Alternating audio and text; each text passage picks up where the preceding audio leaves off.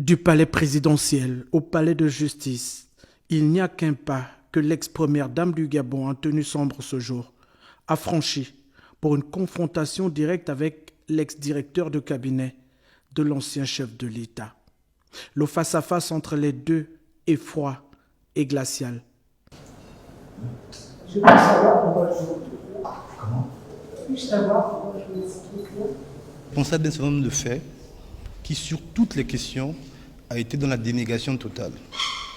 C'est-à-dire que, même à l'appui des preuves qui lui sont présentées, il y a le refus de dire la vérité, le refus de se conformer au jeu de la justice, pensant toujours qu'on est dans le même système où on peut, parce qu'on a été femme de chef d'État, dire ce qu'on veut sans qu'on ait une once de vérité.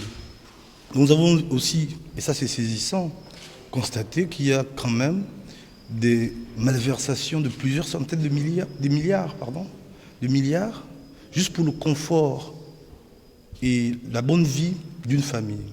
Depuis son incarcération à la prison centrale de Libreville, Brice Lacruche Alionga a bien perdu de sa superbe.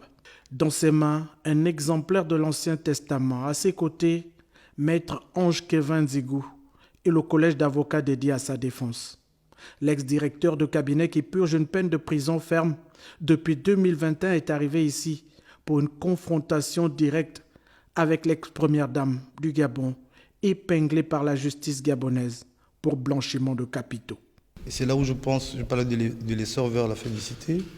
On peut aussi se féliciter finalement de ce que, aujourd'hui, vous avez une personne qui a des charges qui pèsent sur elle, qui ne pèsent plus sur rien. Donc, est-ce que le temps va réhabiliter notre client? Est-ce que qu'est-ce qui pourrait faire en sorte que justice lui soit rendue? Parce que 4 ans de perdu, c'est 4 ans de vie. Et vous voyez l'état dans lequel il est, c'est 4 ans de destruction d'une vie. Donc, nous espérons et nous allons engager le plus tôt possible les procédures pour le réhabiliter simplement. Si les voies du Seigneur sont insondables aujourd'hui, ironie du sort, elles ont permis cette confrontation entre l'ex-première dame et l'ex-directeur de cabinet qu'elle a bien du mal à reconnaître, séance tenante.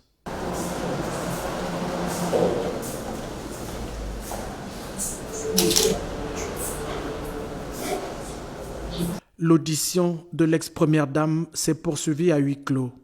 Et comme une leçon de vie ce soir, elle s'est achevée au bout de la nuit. Placée sous mandat de dépôt, Sylvia Bongo Ndimba passera donc sa première nuit à la prison centrale de Libreville. Si près, mais si loin des lustres du palais présidentiel.